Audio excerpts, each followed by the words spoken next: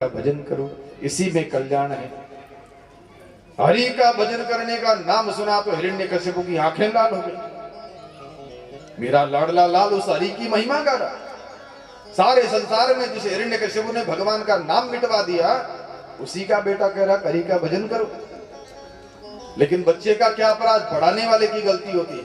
बेटा प्रहलाद, जाओ तुम्हारे गुरुजी को हमारे पास भेजो। प्रहलाद जी गए, गुरुजी से जाकर के कहा कि हमारे पिताजी बुला रहे, जाओ। गुरुजी दौड़े दौड़े गए, हिरण्यकशिपु को हाथ जोड़ के, पधारो महाराज, हमारे गुरुकुल में आप जैसे महान राजा का पदार्पण हुआ, सौभाग्य हमारा।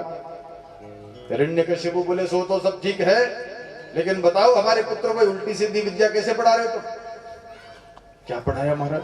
हमने तो वही विद्या पढ़ाई जो आपने निर्धारित कर रखी। ये तो सरकारी विद्यालय है, आपका आदेश, सरकार का जैसा आदेश है, ग माने गाय मत पढ़ाओ, ग माने गधा पढ़ाओ, वरना सांप्रदायिकता फैलती। तो हमने वही किया है महाराज, हम वैसा ही पढ़ा रहे, आपकी आज्ञा का पालन हो रहा है। तो फिर वो हरि का भजन करने का उपदेश क्यों दे रहा है मुझे? गुरुजी बोले, महाराज बिल्कुल बात समझ में आ गई, ये आपके शत्रुओं की चाल है, जरूर विपक्ष वालों ने ऐसा किया है। वो भगवान के कोई भक्त छुप करके आते होंगे, तुम्हारे पुत्र को बहका करके जाते होंगे, वो तो छोटा बच्चा है, क्या समझे। पर ध्यान रखें महाराज, एक मौका हमको दे उसको सुधारने का, अगली बार ऐसा फिर कभी नहीं होगा। आपके पुत्र को वो ही पढ़ाएंगे जो आपने आदेश दे रखा है। अब तो महाराज हिरण्यकशिपु समझा करके घर चला गया। इधर ये संड अमर्क दोनों प्रहलाद जी के पास में गए और जाकर के कहने लगे, प्रहलाद, इस दैत्य रूपी चंदन वन में तू बबूल कहां से उग गया रे? जहां सारे के सारे लोग भगवान का भजन करने का विरोध करते हैं, वहां तू एक अकेला भगवान का नाम लेने वाला कहां से आया? दैत्य चंदन बने जातोयम कंटक द्रुम, तू कांटे का पेड़ कहां से उग गया? ध्यान रखना, अब की बार तुम्हारे पिताजी आवे तो ऐसी उल्टी सीधी बात मत करना। प्रहलाद जी ने कहा, गुरुजी आपको उल्टी सीधी बातें लगती होगी, लेकिन सच में तो सही बात तो यही है, आपका मन भी मानता है। फिर पढ़ना प्रारंभ किया। गुरुजी को जो दैत्य विद्या पढ़ा, गुरुजी जो दैत्य विद्या पढ़ा रहे प्रहलाद जी महाराज को, प्रहलाद जी को तो वो जरा भी भाती नहीं। उन्होंने तो वो सारी विद्या माता जी के पेट में पढ़ रखी है जो पढ़नी चाहिए।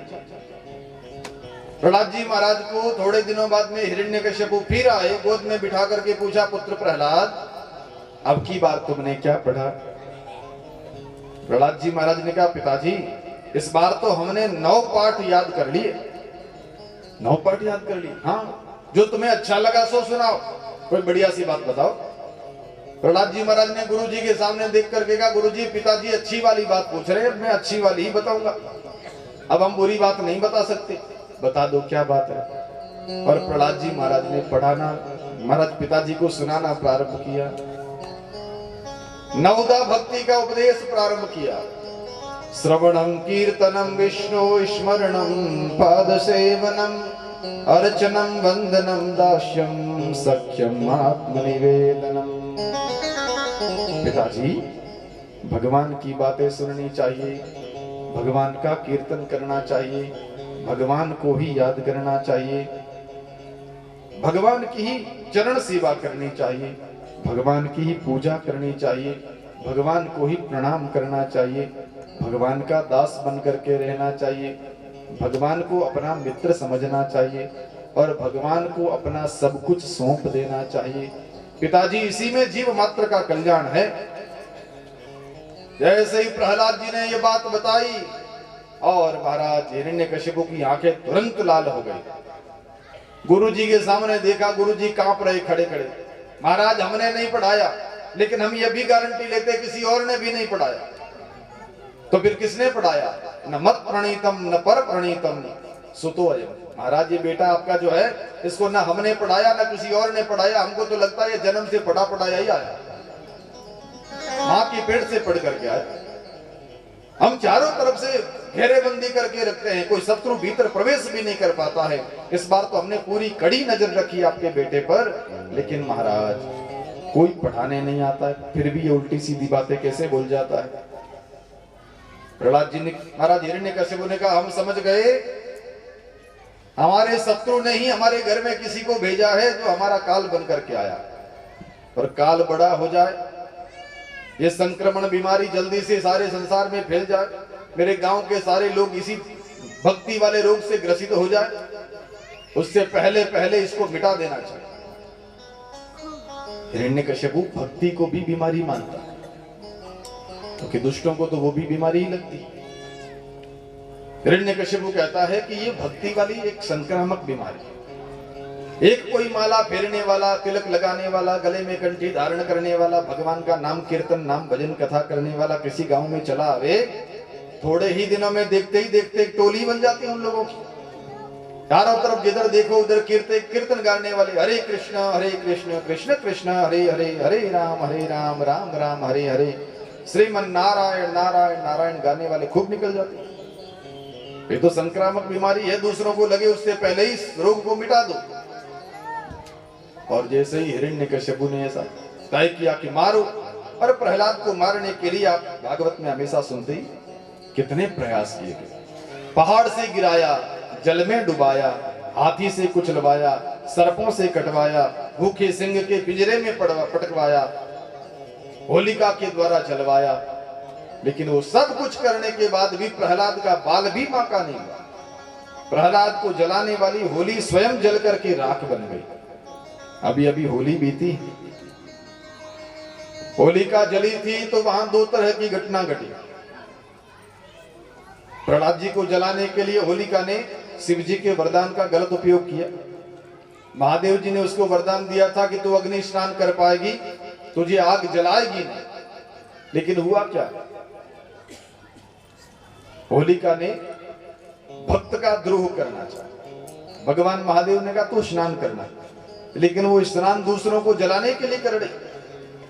जैसे ही भक्त को गोदी में बिठा करके आग लगवाई, सुबह से शाम तक आग जलती रही, और संध्या हुई तब तक पूरी आग ठंडी होती है, और उस आग में से निकल करके प्रहलाद ऐसे बाहर आए जैसे कोई फूलों में से खेलते हुए बाहर आए बच्चा, बालक की तरह एक सहज निकल करके प्रसन्न मुद्रा से नारायण नारायण नारायण राम राम कहते हुए बाहर आए। और वहां प्रहलाद के मित्रों ने प्रसन्नता से गुलाल अबीर उड़ाया, उत्सव मनाया। हमारा मित्र आज बिना जले निकल करके बाहर आ गया, हमारे मित्र की रक्षा हो गई। लेकिन वहां राक्षसों ने भी अपनी होलिका को ढूंढते हुए राख को उड़ाया। कहां गई वो, कहां छुपी हुई है, कहीं नीचे दब तो नहीं गई। उसी समय से होली खेलने के दो तरीके बन गए, एक भक्तों का तरीका, दूसरा राक्षसों का तरीका। एक तरीका वो है जिसमें अपने से श्रेष्ठ जनों के चरणों में गुलाल लगा करके होली खेली जाती है, भाल पर तिलक लगा करके होली खेली जाती है, शिष्टाचार के साथ में एक दूसरे को बधाई देते हुए, भक्त की विजय का स्मरण करते हुए, भगवान का नाम लेने वाले की भगवान कैसे रक्षा कर लेते हैं, ये होली का उसकी प्रतीक है। होली जल करके राख हुई, भक्त प्रहलाद की रक्षा हुई। कई बार देखते बड़ा आश्चर्य होता है, लोग परंपरा के नाम पर धीरे धीरे ऐसे अंधानुकरण में बहने लगते हैं, तो होली का पूजन करते हैं। वो तो राक्षस की प्रतीक है, बड़ा उसको पूजा करके फिर प्रहलाद की पूजा करे, नरसिंह भगवान की पूजा करे तो समझ में आवे, पर उनकी भी पूजा शुरू हो गई। विवेक के अभाव में क्या नहीं हो सकता है। जहां यहां पर थोड़ा कम हो तो वहां किसी की भी पूजा शुरू हो सकती है।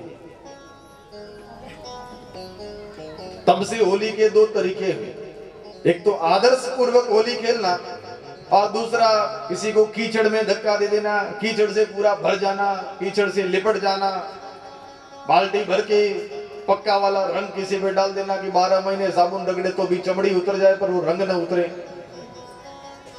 ऐसे अशिष्टाचार की होलियां भी खेलने लगे, क्योंकि ये राक्षस भी तो खेले थे।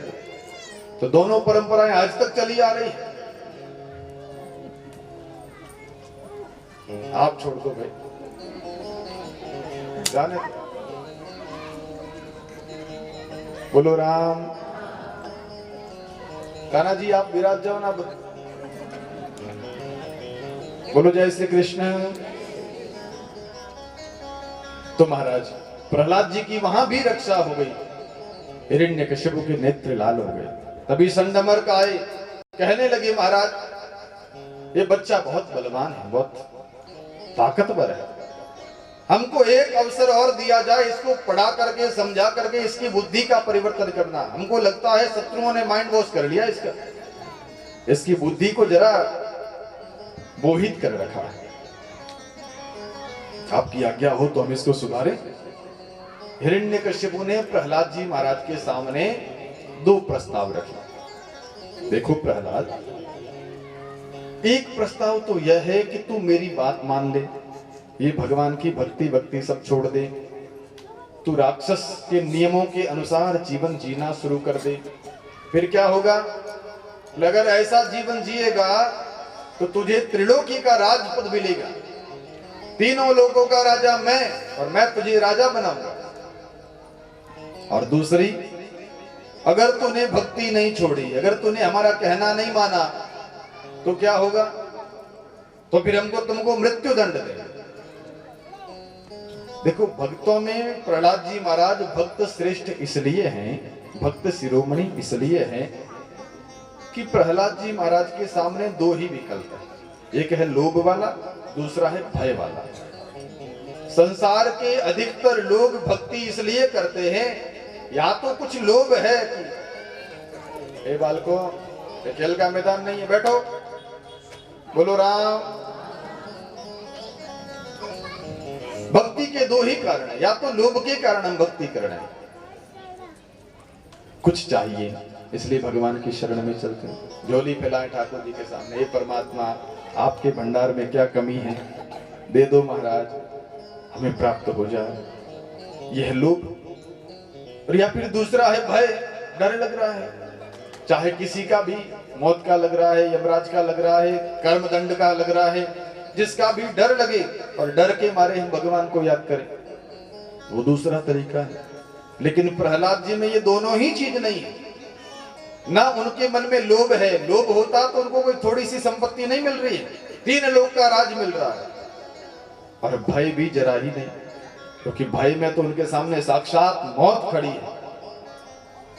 हिरण्यकश्यपु वो राक्षस है जो सबका काल बना हुआ घूम रहा, उनके सामने प्रहलाद जी महाराज निर्भीक होकर के भगवान की भक्ति कर रहे। गुरुजी ले गए गुरुकुल में, पढ़ाना प्रारंभ किया, पढ़ाते पढ़ाते एक दिन गुरुजी गए कहीं, और सारे बालकों ने मिलकर के प्रहलाद जी से पूछा, अरे प्रहलाद भैया तू इतना अजर अमर कैसे है, मारने के प्रयास तेरे पिताजी ने बहुत किए, लेकिन फिर भी तू भगवान का नाम नहीं छोड़ रहा, सच बता प्रहलाद, तू ये विद्या कहां से सीख करके आया भगवान की भक्ति वाली। और प्रहलाद जी ने यहाँ बच्चों को बहुत सुंदर उपदेश दिया। प्रहलाद जी कहते हैं, कौमारे आचरेत प्राज्ञो धर्मान भागवतानिह दुर्लभम मानुषम जन्म तदपि अध्रुवम अर्थम। देखो भैया, भगवान का भजन करने के लिए किसी उम्र का इंतजार नहीं करना चाहिए। जो लोग कहते हैं भगवान का भजन बुढ़ापे में क्या करेंगे, भजन ही तो करेंगे। हम लोगों को बहुत सुनने को मिलता है, किसी युवक को, किसी कमाने वाले व्यक्ति को कहें कि थोड़ी माला जपा करो, थोड़ा भगवान का नाम लिया करो। अरे बाप जी, अब आप तो साधु बन गए, आपके दूसरे कोई काम नहीं है इसलिए ऐसे उपदेश दे रहे हो। वास्तव में आप तो छोड़ो, बस हमें केवल 10 साल और दे दो, फिर क्या करेंगे? बोले बस बेटे की शादी हो जाए, घर में बहू रानी आ जाए, फिर देखना महाराज कोई बढ़िया सा आश्रम देखेंगे, हाथ में माला लेकर के 24 घंटे राम राम राम राम राम राम करते रहेंगे। अच्छा महाराज, बहुत बढ़िया बात है। 10 साल पूरे भी हो जाए और उनसे कहें कि श्रीमान जी अब तो घर में बहू रानी भी आ गई हैं, पोते राम जी भी आ गए हैं, अब क्या चाहिए? बस महाराज अभी क्या है कि बच्चा जॉब में बहुत व्यस्त रहता है और ये बच्चा छोटा है, पोता, अभी तक घर में कोई देख रेख वाला है नहीं, बस थोड़े दिन की बात और है, ये बस पांव से चलने लग जाए, स्कूल जाने लग जाए, फिर हमारा कोई काम नहीं। ऐसे करते करते करते जीवन पूरा होता जाता है, लेकिन भगवान की भक्ति तो इसलिए प्रहलाद जी ने जो उपदेश दिया बड़ा काम का है। वो ये कहते हैं कि भगवान की भक्ति करनी हो तो बुढ़ापा मत याद करो कि बुढ़ापे में करेंगे। बुढ़ापे में 17 रोग साथ में लगते हैं, भगवान की भक्ति सूझती नहीं। भगवान को याद करना तो दूर, बीमारियां याद आती है, रोग याद आते हैं, डॉक्टर याद आते हैं, हॉस्पिटल दिखता है, फिर वो याद आते हैं कि सेवा करने कौन आएगा, बड़े बेटे को फोन करेंगे, छोटे वाले को हॉस्पिटल लेकर के कौन चलेगा, वो याद आते हैं, फिर भगवान कम याद आते हैं। तो इसलिए भगवान को याद करना है तो बचपन से ही शुरू कर लेंगे। प्रहलाद जी महाराज को बच्चों ने कहा कि ये तो उम्र खेलने की कूदने की है, कमाने की पढ़ने की है, ये कोई भजन करने की उम्र है। प्रहलाद जी ने कहा तुम्हारे पास कोई गारंटी कार्ड है, कितने साल जियोगी? बोले 100 साल। गारंटी कार्ड साथ में लाए, कितने साल तो हमारा बाल बीमा का नहीं होगा। गारंटी कार्ड तो नहीं है हमारा, तो फिर अभी से भगवान का भजन शुरू कर दो। और सभी बालकों ने प्रहलाद जी से प्रार्थना करी, प्रहलाद जी एक बात बताओ, आपकी हमारी उम्र एक बराबर है, आपके हमारे गुरुजी एक ही है, फिर ये सारी बातें आप सीखे कहां से? हमको तो नहीं आती ये बातें। प्रहलाद जी ने कहा हमारी माता जी के पेट में जब हम थे तब हमारे गुरुजी नारद जी महाराज ने हमारी माता जी को 100 साल तक भागवत सुनाई और सारी भागवत हमने सीख ली। ये सारी बातें हमारे हृदय में तभी से उतरी हुई। बच्चों ने कहा ओ अब हमें समझ में आया, गुरुजी सही कह रहे थे कि न मत प्रणीतम न पर प्रणीतम, न हमारे पढ़ाए हुए हैं न किसी और के पढ़ाए हुए हैं, तो पढ़े पढ़ाए आए हुए, आप पेट से ही पढ़ करके आए। और बात भी सही है, विज्ञान तो अब कहने लगा, वैज्ञानिक इस बात को साइंटिफिक करके प्रमाणित करने लगे कि बच्चा मां के पेट में ही सीखना शुरू कर लेता है। कल माता जी कह रहे थे कि आजकल के बच्चे इतने एक्स्ट्रा ऑर्डिनरी हैं, इतने होशियार चतुर हैं, मोबाइल के सारे फंक्शंस खोल लेते हैं। सच में देखो कितने बहुत चतुर चतुर ऐसे हो गए क्यों ना। जब वो माता जी के पेट में थे तो माता जी तो सारे दिन वो ही कर रहे थे और वो बच्चा वही फंक्शन सीख रहा था, माँ के दिमाग से आगे चल रहा था कि माँ इसको दबा ये खुलेगा। और जब जन्म करके आया, जैसे ही आंखों ने अंगुलियों ने काम करना शुरू किया, बोलना नहीं आ रहा, सुनना नहीं आ रहा, लेकिन फिर भी वो चलाना सीख गया। क्यों? पेट से सीख करके आया है। जब अभिमन्यु चक्रव्यूह भेदन सीख सकता है तो आज का बच्चा मोबाइल चलाना क्यों नहीं सीख सकता? भाई जरूर सीख सकता है। प्रहलाद जी पूरी भागवत सीख करके आए हैं मां के पेट से, और वही भागवत का प्रभाव है कि सारे बच्चों को आज ऐसा बढ़िया वाला उपदेश दिया। सारे बालक कहने लगे प्रहलाद भैया तुम्हारा ज्ञान सुन करके हमारा भी मन करता है कि कीर्तन करें, भक्ति करें, लेकिन जैसे ही कीर्तन की इच्छा हुई तुरंत तुम्हारे पिताजी की शकल याद आ जाती है। वो लाल लाल क्रोध भरी आंखें, उनको याद करते ही हमारा तो मुंह बंद हो जाता। प्रहलाद जी ने कहा देखो भगवान की भक्ति करनी हो तो मैं कोई प्रहलाद भगवान का रिश्तेदार थोड़ा ही लगता हूं। भगवान का भजन करता हूं तो भगवान मेरी रक्षा करते हैं, तुम भजन करोगे तुम्हारी भी रक्षा करेंगे। देखो मेरा बाल बांका न कर पाए हिरण्यकश्यप और उनके सैनिक, तो तुम्हारा क्या बिगाड़ लेंगे, तुम भी भजन करो। और सारे बच्चों ने साथ मिलकर के भगवान का संकीर्तन प्रारंभ किया। आज सारे विद्यार्थी, गुरुजी गए हैं बाहर और प्रहलाद जी ने कक्षा लगाई और वो वाला ज्ञान दिया कि सारे बच्चों को प्रैक्टिकल में उतरवा दिया। सारे बच्चे मिलकर के गा रहे हैं श्रीमन नारायण नारायण नारायण, श्रीमन नारायण नारायण नारायण, श्रीमन नारायण नारायण नारायण, श्रीमन नारायण नारायण नारायण, लक्ष्मी नारायण नारायण नारायण, लक्ष्मी नारायण नारायण नारायण, नारायण नारायण नारायण, भजमन नारायण नारायण नारायण,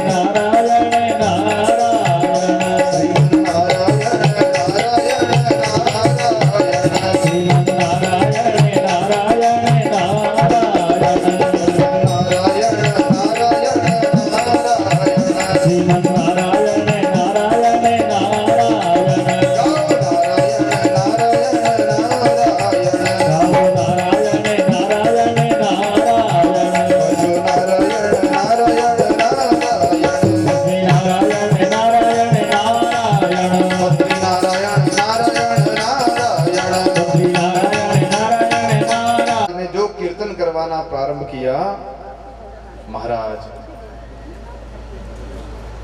ये परम भक्त है भाई।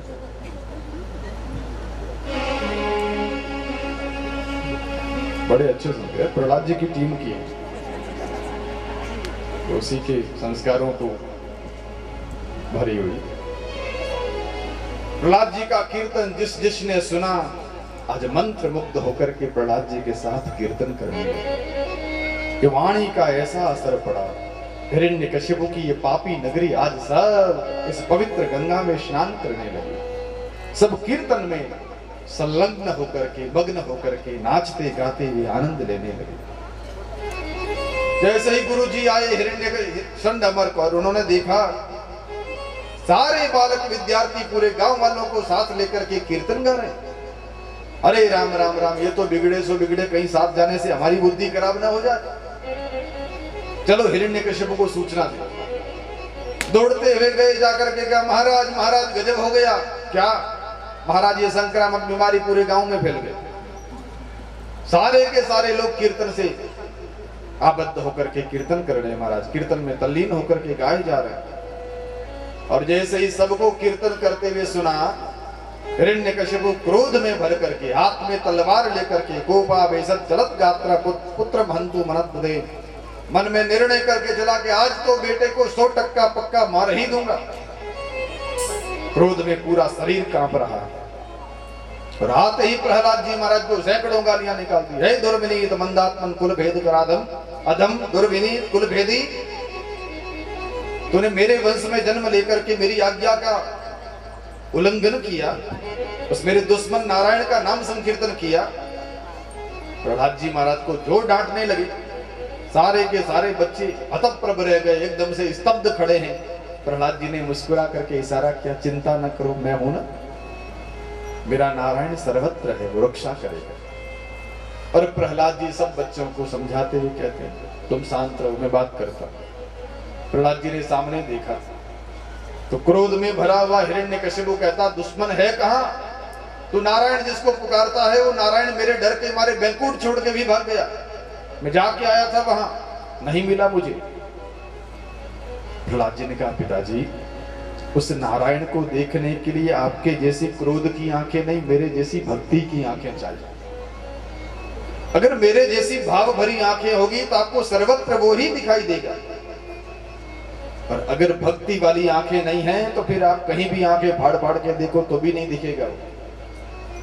मीराबाई को राणा जी ने पूछा था कि तो मीरा थारो रामैयो बता दे, नहीं तर प्रीति झूठी।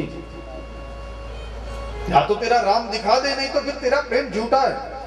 और मीराबाई ने क्या कहा, मारो रामैयो राणा घट घट डोले, थारी हियारी फूटी राणा जी माने, या बदनामी लागे मीठी। तेरे हृदय की आंखें फूट गई इसलिए तुझे दिखाई नहीं देता है, वरना घट घट में मेरा राम ही तो है। ईश्वर सर्वभूतानां हृदय से अर्जुन तिष्ठति, सब में वो ही निवास करता है। प्रहलाद जी ने भी कहा तू सर्वत्र है, सर्वत्र कहाँ है? हिरण्यकश्यप को प्रहलाद जी कहते हैं, मुझ में राम तुम में राम खड़ग में राम खंभ बणिजे। मेरे भीतर वो है, आपके भीतर भी वो है, आपके हाथ की तलवार जो निर्जीव जड़ है उसमें भी मेरा परमात्मा है। अरे पिताजी, केवल वही नहीं, ये निर्जीव खंभा खड़ा है हमारे महल का, इस खंभे में भी मेरा परमात्मा, सब जगह वो ही तो है। और चारों तरफ मेरा परमात्मा ही है। ये बात सुन करके हिरण्यकश्यप की बुद्धि खराब हो गई। क्रोध में भर के उस खंभे पर एक मुक्का मारा, यहां है तेरा परमात्मा। और भक्त की बात को सच्ची करने के लिए आज ठाकुर जी उस खंभे को ही अपना निवास स्थान मान लेते हैं। कहते भगवान कहां? जहां भक्त की हां, भगवान वहां। भक्त कह दे कि यहां भगवान, बस भगवान वहीं हो जाते हैं। जहां भक्त की हां, भगवान वहां। प्रहलाद ने कहा हां, इस खंभे में मेरा परमात्मा। हिरण्यकश्यप ने जो एक प्रहार किया और तत्काल खंभे की एक जटा की आवाज आती, भीतर से भगवान नरसिंह प्रकट होकर के खड़ा है। बोलो नरसिंह भगवान की जय। नरसिंह भगवान का वो विकराल स्वरूप देखा, एक बार तो हिरण्यकश्यप भी डर गया, लेकिन फिर मन में विचार किया कि मुझे तो अमर होने का वरदान है, ब्रह्मा जी ने हमको नहीं मरने का वरदान दिया, हम क्यों डरे? मुख तो सिंह जैसा है, शरीर पूरा एक नर जैसा है, आकृति मनुष्य की, चेहरा सिंह का, इसलिए नर सिंह दोनों मिश्रित है। भगवान को देख करके हिरण्यकश्यप भगवान से युद्ध के लिए भिड़ जाता है। ठाकुर जी भी उसके साथ खेल करने लगे, लीला करने लगे। कभी दहाड़ते हैं, कभी धक्का लगाते हैं, कभी उसके धक्के से दो कदम पीछे खिसक जाते हैं। और लड़ते लड़ते जैसे ही संध्या काल हुआ, भगवान ने हिरण्यकश्यप को पकड़ करके अपनी जंघाओं पर पटका और कहने लगे, हिरण्यकश्यप तूने मेरे भक्त को बहुत पीड़ा दे दी, अब तेरा काल निकट आ गया है। तत्काल हिरण्यकश्यप को ब्रह्मा जी के वरदान याद आए और कहने लगा कि मुझे तुम नहीं मार सकते। क्यों नहीं मार सकते?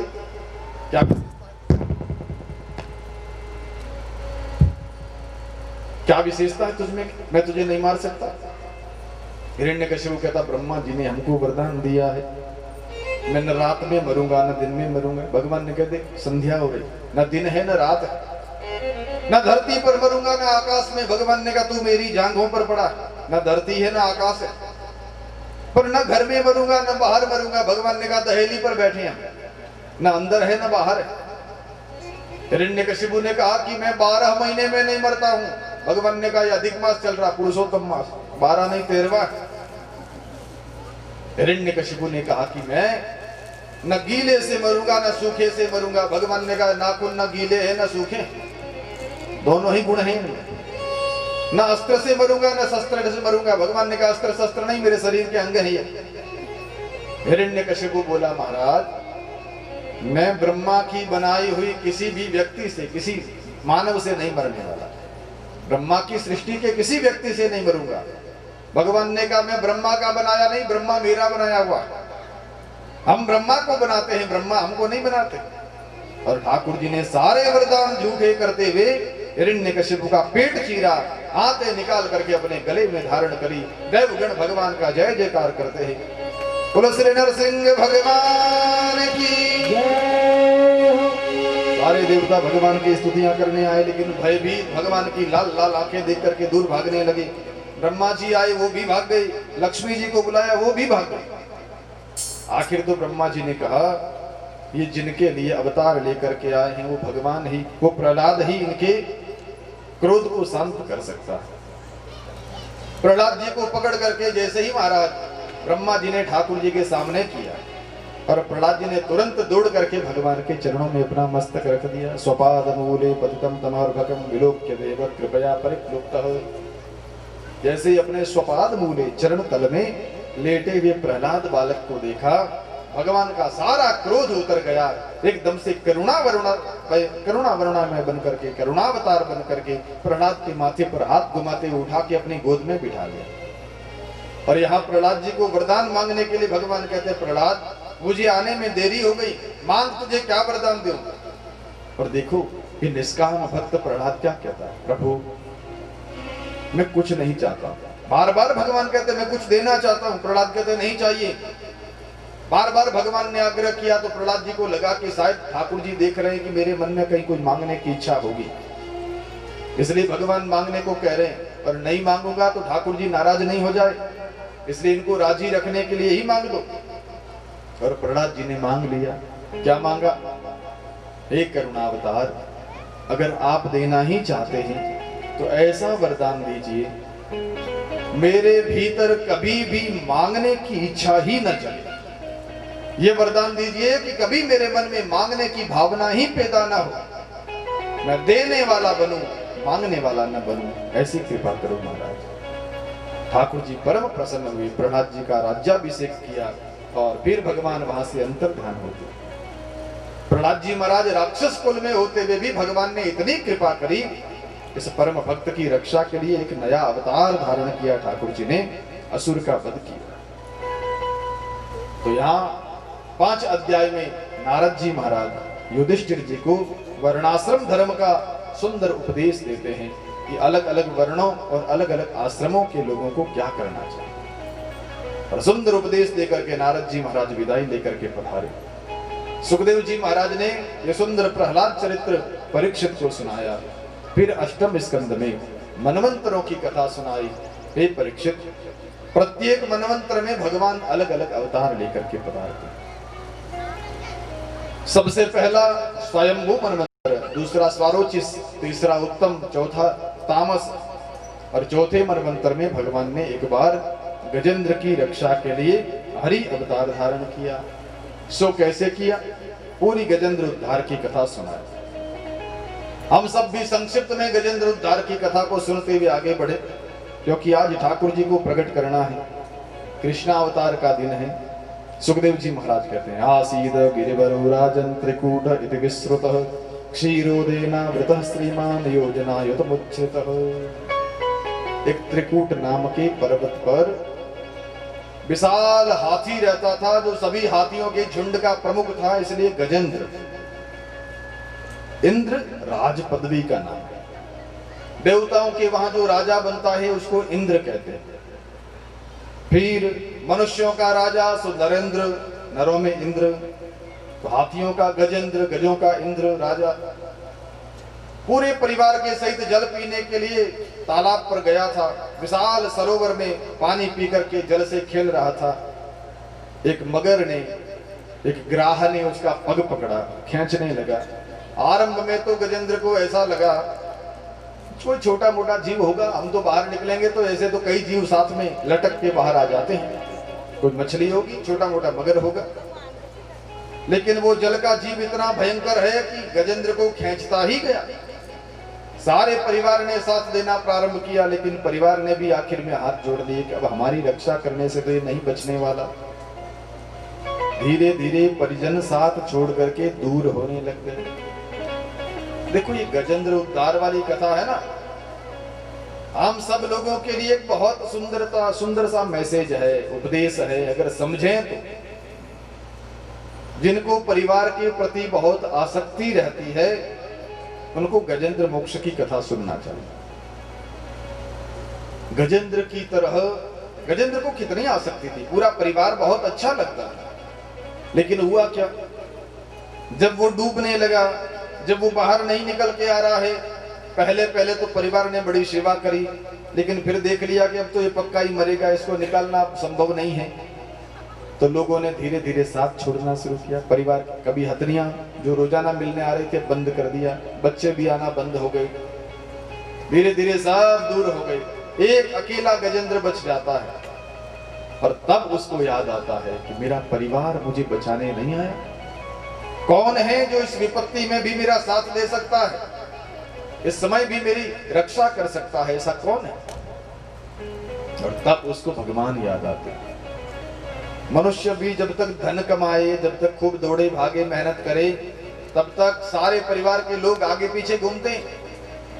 और कभी वो बीमार पड़ जाए, सारे परिवार वाले एक साथ खड़े हो जाते हैं, क्या हो गया तुमको, बताओ क्या सेवा करें तुम्हारी, हमारे लायक कोई सेवा बताओ।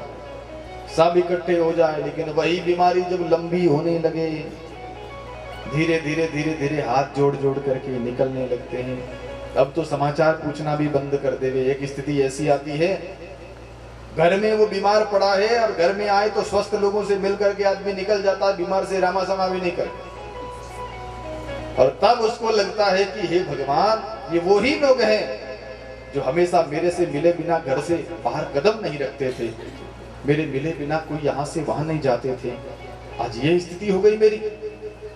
और तब उसको परमात्मा या अगर भगवान की कृपा है, कोई संस्कार है, तो उसको भगवान याद आ जाते हैं, वरना फिर गालियां सूझती, बड़े बड़े गालियां बकता है, मर जाओ सब, भगवान करे मेरे से पहले तुम जाओ, ऐसे उल्टे सीधे बोलने शुरू होते। लेकिन गजेंद्र को याद आया, कौन है जो मेरी रक्षा कर सकता है, एक ही परमात्मा है जिसने आज तक मेरा जीवन निभाया है, अब तक तो निभाया है, आगे भी निभा लेना, डूबतों को बचा लेने वाले, मेरी नैया है तेरे हवाले। हे प्रभु, ये मेरी जीवन नैया तुम्हारे हवाले करता हूँ, तू डूबतों को सदा बचाता है, आज मुझे भी बचा ले, मेरी भी रक्षा कर ले। बड़ी प्यारी प्रार्थना है, एक भजन के माध्यम से श्रवण करें।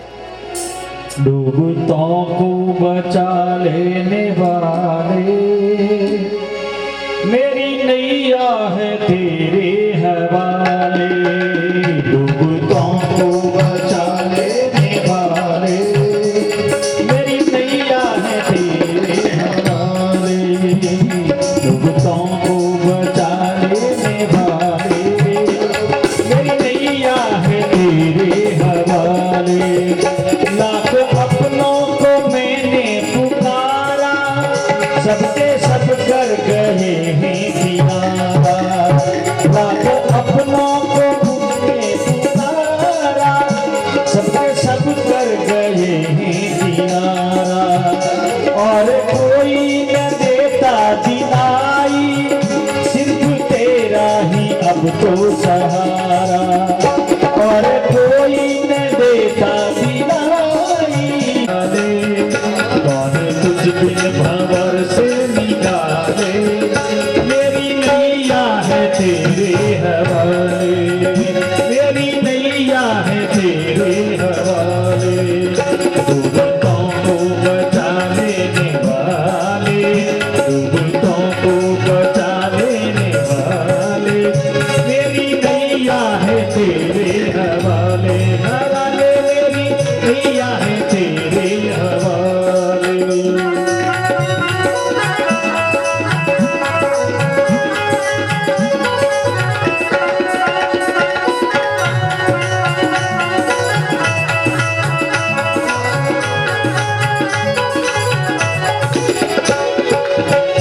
जिस समय तू बचाने को आए, आग में भी बचा कर दिखाए।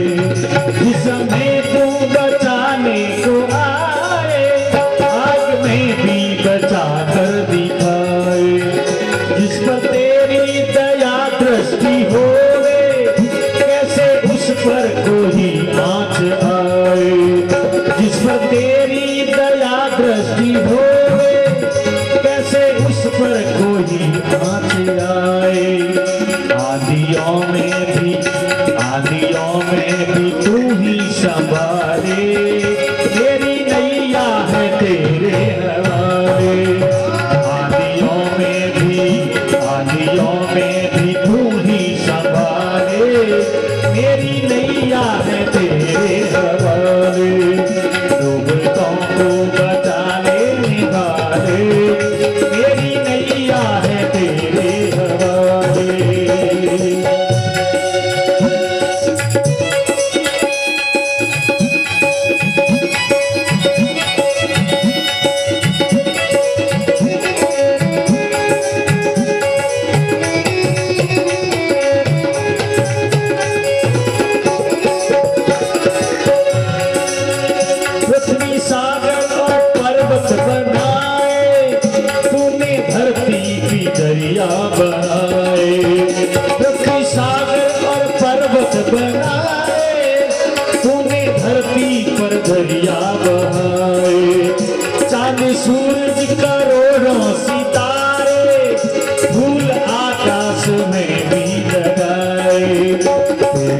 काम तेरे सब काम जग से निराले, मेरी नैया है तेरे हवाले।